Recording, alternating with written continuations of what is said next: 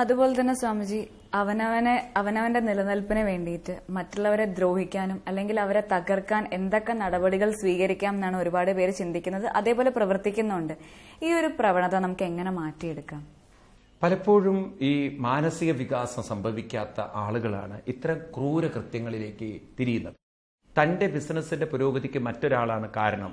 അതുകൊണ്ട് താൻ സ്വയം ഉയരാനുള്ള പുതിയ മേഖലകൾ കണ്ടെത്തുകയല്ല ചെയ്യുന്നത്, തന്റെ മുന്നിൽ നിൽക്കുന്ന പ്രതിബന്ധം നശിപ്പിക്കുക. അതാണ് പലപ്പോഴും എല്ലാ മേഖലകളിലും നമുക്ക് കാണാൻ സാധിക്കും. ഇത്തരത്തിലുള്ള ക്രൂര ചിന്തകൾ അവരൊക്കെ ഒരു തരം, ഞാൻ പറയുക, മെന്റലി വളർച്ച വികസിച്ചു പോയ ഈ ബോൺസായി വൃക്ഷങ്ങളെ പോലെയാണ്.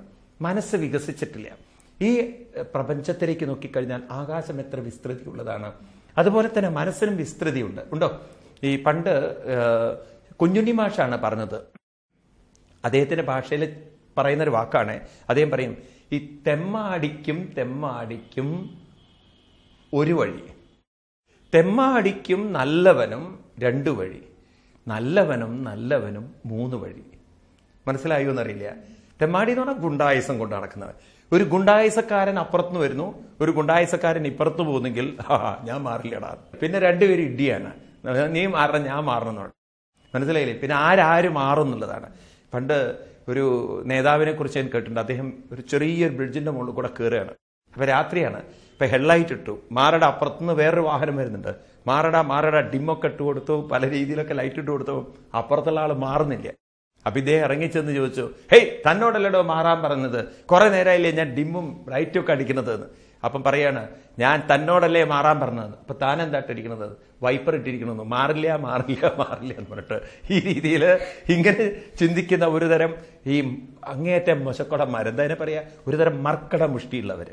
ഇവരെ നന്നാക്കിയെടുക്കാൻ വലിയ പാടാണ്. എന്നാൽ രണ്ടാമത്തെ ഒരു വിഭാഗം, ഒരുത്തൻ തെമ്മാടിയും ഒരുത്തൻ മര്യാദക്കാരനാണെങ്കിൽ അവർക്ക് രണ്ടു വഴി. കാരണം മര്യാദക്കാരൻ ഒന്ന് മാറി നിൽക്കും, മറ്റവൻ അവന്റെ ഗുണ്ടായുസത്തിൽ അവൻ പോവും. എന്നാൽ മര്യാദക്കാരനും മൂന്ന് വഴി. കാരണം ഒരുത്തൻ അപ്പുറത്തേക്ക് മാറും, ഒരുത്തൻ ഇപ്പുറത്തേക്ക് മാറുമ്പം നടുവഴി ഒഴിഞ്ഞു കിടക്കും. അപ്പൊ മൂന്ന് വഴിയുണ്ട് പറയാനും. അപ്പൊ നാം ഇത്തരത്തിലുള്ള അക്രമവാസന ഉള്ള ആളുകളെ നമുക്ക് മാറ്റാൻ പറ്റില്ല. എനിക്ക് നിങ്ങളോട് പറയാനുള്ളത്, നിങ്ങൾക്കങ്ങനെ പ്രതിയോഗികൾ ഉണ്ടെങ്കിൽ അവരെക്കുറിച്ച് നിങ്ങൾ ചിന്തിച്ച സമയം കളയരുത്. നിങ്ങൾ പുതിയ പന്താവിലേക്ക് മാറിക്കൊണ്ടിരിക്കുക, പുതിയ മേഖലകളിലേക്ക് പോയിക്കൊണ്ടിരിക്കുക. കാരണം നിങ്ങളെ നശിപ്പിക്കാൻ ചിന്തിക്കുന്നവരോട് ഏറ്റുമുട്ടാൻ പോയിട്ട് യാതൊരു കാര്യമില്ല. അവരൊന്നും നിങ്ങൾക്ക് മാറ്റാൻ സാധ്യല്ല. നമുക്ക് എത്രയോ നല്ല നല്ല വ്യക്തികൾ അങ്ങനെ നഷ്ടപ്പെട്ടിട്ടുണ്ട് സമൂഹത്തിൽ. കഴിവുള്ളവരെ മുഴുവൻ നശിപ്പിക്കുന്ന പ്രവണത പണ്ടേ കാലം മുതൽ ലോകത്തിലുണ്ട്. അതുകൊണ്ട് അത്തരം ക്രൂര ചിന്തകളെ മാറ്റിയെടുക്കാൻ, സമൂഹത്തിൽ നിന്ന് എളുപ്പത്തിൽ മാറ്റിയെടുക്കാൻ നമുക്ക് സാധ്യമല്ല. നമ്മൾ അവരുടെ വഴിയിൽ നിന്നും മാറി നിൽക്കലാണ്. ഒരു എന്താ പറയുക, അങ്ങേയറ്റത്തെ വഴിതെറ്റി വരുന്ന ഒരു ഭ്രാന്തനായിരിക്കുന്ന ആനയുടെ മുന്നിൽ നിന്നിട്ട് നീ എനിക്ക് വഴി തരുമെന്ന് പറയുന്നതിൽ അർത്ഥമില്ല. നമ്മൾ അതിൽ നിന്നും മാറി നിൽക്കൽ തന്നെയാണ്. ഇതേപോലെ ഇത്തരം ആളുകളെ കുറേയൊക്കെ അവഗണിച്ചുകൊണ്ട്, അവരെക്കുറിച്ച് ചിന്തിക്കാതെ, എന്നാൽ പറ്റുകയാണെങ്കിൽ അവരോടൊരു സൗഹൃദ ബന്ധം പുലർത്താൻ പോസിബിൾ അല്ല. അതൊക്കെ ഹയർ ലെവലിലേ പറ്റുള്ളൂ. ഒരുപക്ഷെ ഒരു അങ്കുലിമാലയെ മാറ്റിയെടുക്കാൻ ഒരു ബുദ്ധനെ സാധിക്കുകയുള്ളൂ. അതുപോലെ തന്നെ ഒരു രത്നാകരനെ മാറ്റാൻ ഒരു ഋഷിവര്യന്മാർക്കേ സാധിക്കുകയുള്ളൂ. എങ്കിലും അവർക്ക് വേണ്ടി മനസ്സുകൊണ്ട് ഹൃദയമൊരുക്കിക്കൊണ്ട് നാമം ജപിച്ചുകൊണ്ട് നന്മ വരാൻ ആഗ്രഹിച്ചുകൊണ്ട് അങ്ങനെയൊക്കെ പ്രയത്നിച്ച് നല്ലൊരു പോസിറ്റീവ് എനർജി അവർക്ക് നേരെ ചൊരിഞ്ഞുകൊണ്ട് കഴിയുന്നത്ര അവരിൽ നിന്നും മാറി നിൽക്കുക. എന്നാൽ ഏറ്റുമുട്ടലില്ലാതെ നിങ്ങളുടെ ജീവിതം നിങ്ങൾക്ക് കൊണ്ടുപോകാൻ സാധിക്കും. അതുകൊണ്ട് നല്ലൊരു ജീവിതം നിങ്ങൾക്ക് ഓരോരുത്തർക്കും ഉണ്ടാവാൻ ആശംസിക്കുന്നു. സ്വാമിജി, ഒരു വ്യക്തി ഒരു പുതിയ ബിസിനസ് തുടങ്ങുമ്പോൾ അല്ലെങ്കിൽ ഒരു പുതിയ സംരംഭം തുടങ്ങുമ്പോൾ അത് നിലനിർത്താൻ എന്തൊക്കെ നിലപാടുകളാണ് സ്വീകരിക്കേണ്ടത്? ഇതൊരു നല്ല ചോദ്യമാണ്. പ്രത്യേകിച്ച് ബിസിനസ് മേഖലയിലേക്ക് ഇറങ്ങി വരുന്ന ചെറുപ്പക്കാർക്ക് നല്ലൊരു ഊർജവും ഉണർവും ഉത്സാഹവും ഉണ്ടാക്കേണ്ടുന്ന ഒരു ചോദ്യമാണിത്. എനിക്ക് ഇത്തരം ആളുകളോട്, ചെറുപ്പക്കാരോട് പറയാനുള്ളത്, നിങ്ങൾ മഹാവിഷ്ണുവിന്റെ കയ്യിലിരിക്കുന്ന 4 കാര്യങ്ങൾ എന്നും ഓർക്കുക. മഹാവിഷ്ണുവിന്റെ കയ്യിലിരിക്കുന്ന 4 കാര്യങ്ങൾ: 1 ശംഖ്, 2 ഗദ, 3 പത്മം, 4 ചക്രം. ഇത്രയും ഓർത്താൽ മതി. എന്തൊക്കെയാണ് ഓർക്കേണ്ടത്?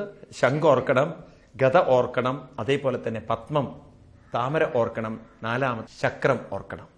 ഇതാണ് വിജയത്തിന്റെ മന്ത്രം. ഇതാണ് നിങ്ങളുടെ ജീവിതത്തിൽ നിങ്ങളെ നിലനിർത്താൻ ഉപയോഗിക്കുന്ന ശക്തി. അപ്പൊ എന്താണ് ഇങ്ങനെ പറഞ്ഞാൽ നിങ്ങൾക്ക് മനസ്സിലാവില്ല. എന്താണ് ശംഖ്? ശംഖ് എന്ന് പറയുന്നത് പ്രണവമന്ത്രത്തിന്റെ, ഓങ്കാരമന്ത്രത്തിന്റെ ഒരു ഊർജമാണത്. അപ്പൊ നിങ്ങൾ ദിവസവും അല്പനേരം രാവിലെ എണീറ്റ് ഒരു 10-11 പ്രാവശ്യം ഓങ്കാരമന്ത്രം ജപിച്ചുകൊണ്ട് മനസ്സിൽ ആ പോസിറ്റീവ് എനർജി ഉണ്ടാക്കി വെക്കുക. അതാണ് ആദ്യം വേണ്ടത്. ഏത് കാര്യത്തിലും ഒരു പോസിറ്റീവ് എനർജി ഉണ്ടെങ്കിൽ നമുക്ക് വഴികളൊക്കെ ഇങ്ങനെ തെളിഞ്ഞു വരുന്നത് കാണാം. ഏത് കാര്യത്തിലും നിങ്ങളിൽ പോസിറ്റീവ് എനർജി ഉണ്ടോ, നിങ്ങൾ മനസ്സിലാക്കൂ, നിങ്ങളോട് കണക്ട് ചെയ്യാൻ പറ്റുന്ന എനർജിയുള്ള കുറെ ആളുകൾ വഴിയിലുണ്ടാവും. നിങ്ങൾക്ക് പ്രോത്സാഹനം തരാൻ, നിങ്ങളെ തട്ടി ഉണർത്താൻ, നിങ്ങൾക്ക് പ്രചോദനം തരാൻ, നിങ്ങൾക്ക് വഴി കാണിക്കുവാൻ നിങ്ങളുടെ വഴിയിൽ ആളുകളുണ്ടാവും. പലപ്പോഴും നമ്മൾ നമ്മുടെ കണക്ടിവിറ്റി കാണാറില്ല. നമ്മൾ മനസ്സിന്റെ കണക്ടിവിറ്റി ഒട്ടും കാണാറില്ല. നമുക്ക് രാമായണത്തിന് ഒരു ഉദാഹരണം എടുക്കാം. രാമായണത്തിൽ സീതയെ രാവണൻ അപഹരിക്കുന്നു. സീതയ്ക്ക് അറിയില്ല ഇവൻ എങ്ങോട്ടാ കൊണ്ടുപോകുന്നത്. ബലാത്കാരനെ പിടിച്ചു കൊണ്ടുപോയി ലങ്കയിലേക്ക്. എന്നിട്ട് അവിടെ ശിംശിക വൃക്ഷ ചുവട്ടിലിരുത്തി, അല്ലെ? ആ വൃക്ഷത്തിന്റെ ചുവട്ടിലാണ് ഇരിക്കുന്നത്. പക്ഷെ അവിടെയും സീതയെ രക്ഷിക്കാനായി ഒരു വിഭീഷണന്റെ ഭാര്യയും വിഭീഷണന്റെ പുത്രിയും സഹായത്തിനായിട്ടുണ്ടായിരുന്നു. ആണോ? ഒരു കണക്ടിവിറ്റി. വീണ്ടും സീതയുടെ ആ പോസിറ്റീവ് മൈൻഡ് ഒരു ഹനുമാനെ അങ്ങോട്ട് എത്തിക്കുന്നു, അല്ലേ? ശരിയല്ലേ?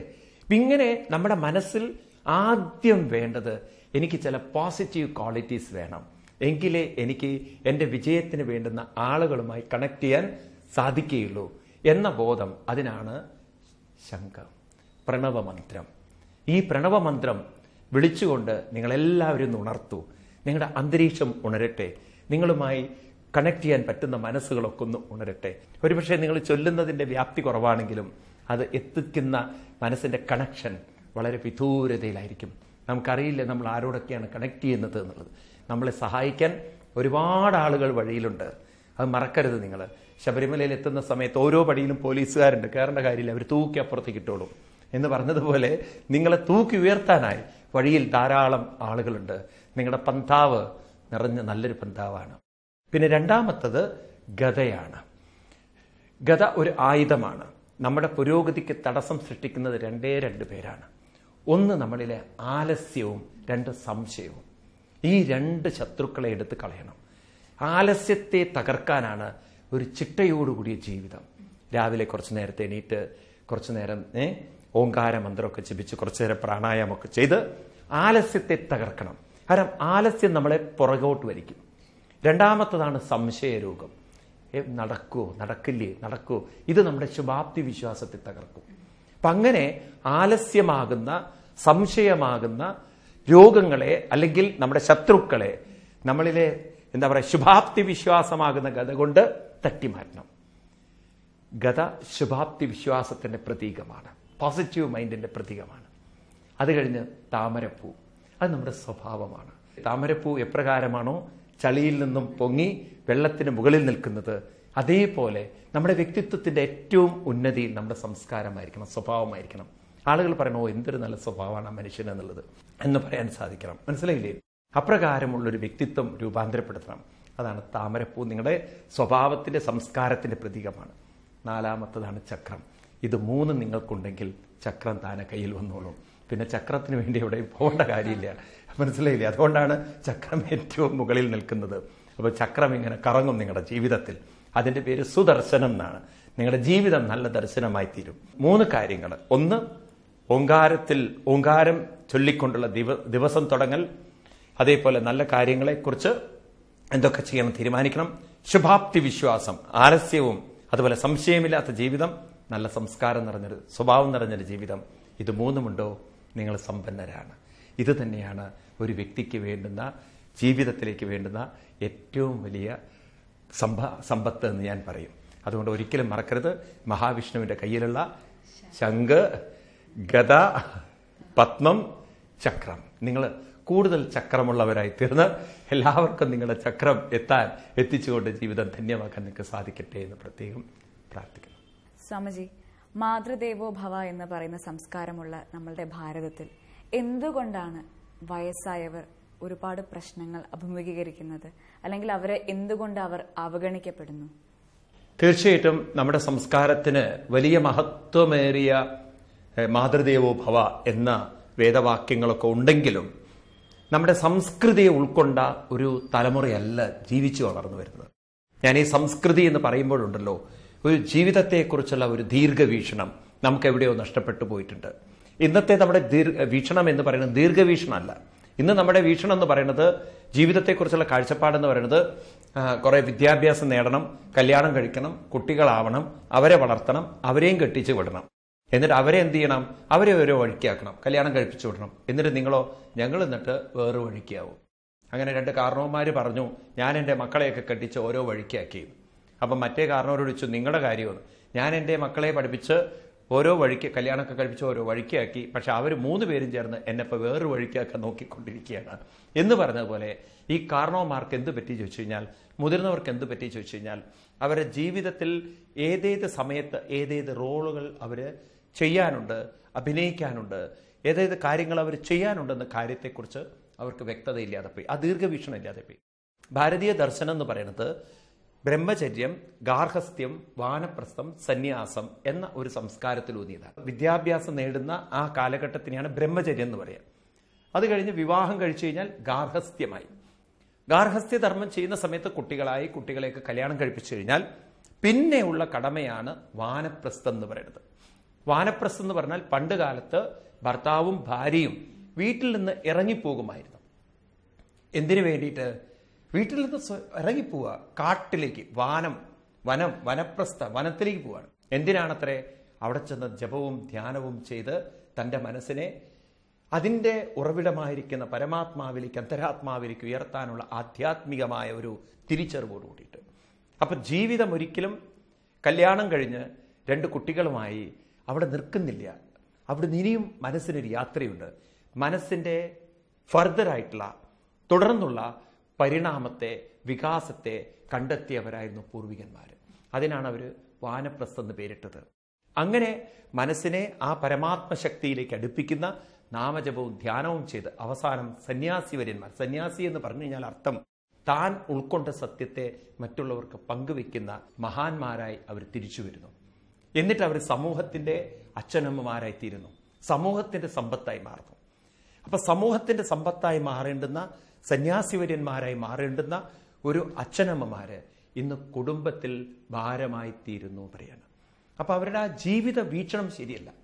അതുകൊണ്ടാണ് മക്കൾ അവരെ അവഗണിക്കുന്നത്. കാരണം മക്കള് അച്ഛനമ്മമാരെ സ്നേഹിക്കുന്നത് തന്നെ, നിങ്ങൾ സ്നേഹത്തിന്റെ വാക്കിന്റെ അർത്ഥം പഠിച്ചു കഴിഞ്ഞാൽ നിങ്ങൾക്കത് മനസ്സിലാവും. സ്നേഹം എന്ന വാക്കിന് അർത്ഥം തന്നെ നമ്മൾ സൂക്ഷ്മമായി നോക്കിക്കഴിഞ്ഞാൽ നമുക്ക് മറ്റൊരാളിൽ നിന്ന് കിട്ടുന്ന പ്രയോജനം എന്നാണ് അർത്ഥം. പ്രയോജനമുണ്ടോ? സ്നേഹമുണ്ട്. പ്രയോജനം ഇല്ലയോ? സ്നേഹവുമില്ല. അതാണ് സത്യം. അപ്പൊ പ്രായമാകും തോറും നമ്മളെ കൊണ്ടുള്ള പ്രയോജനം കുറഞ്ഞു വരും. ഇതാണ് സത്യം. അതുകൊണ്ട് പ്രയോജനകരമല്ലാത്തൊരു ജീവിതം ആയി തീരരുത് തൻ്റെ ജീവിതമെന്ന് തിരിച്ചറിഞ്ഞ് ഇനി എൻ്റെ ജീവിതത്തെ സമൂഹത്തിന് പ്രയോജനപ്പെടുത്തണം എന്ന് ചിന്തിക്കാൻ സാധിക്കുന്നവരായി നിങ്ങൾ മാറണം. അമ്മമാരോട് എനിക്ക് പറയാനുള്ളത്, ഭാരമായി തീരാതിരിക്കൂ, പിടിക്കാതിരിക്കൂ, ഒട്ടിപ്പിടിക്കാതിരിക്കൂ. നോക്കൂ, നിങ്ങൾ പത്രത്തിൽ ദിവസം കാണുന്നത് മകൻ ഗുരുവായൂരിൽ കൊണ്ട് ഉപേക്ഷിച്ചു, അല്ലെങ്കിൽ ഓൾഡ് ഏജ് ഹോമിൽ കൊണ്ട് തള്ളുന്നു. എന്തുകൊണ്ട്? വെറും മകനെ നിങ്ങൾ കുറ്റം പറയരുത്. നിങ്ങൾ കുടുംബത്തിന്റെ ഒരു ഭാരമാണ്. നിങ്ങൾ സമൂഹത്തിന്റെ ഒരു സമ്പത്തല്ല.